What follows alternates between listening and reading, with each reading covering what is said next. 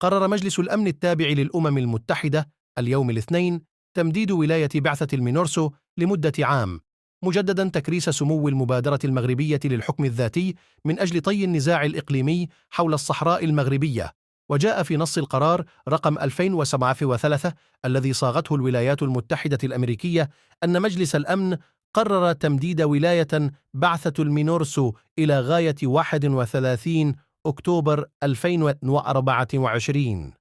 وتم تبني القرار بتصويت 13 دولة لصالحه في مقابل امتناع 2 عن التصويت.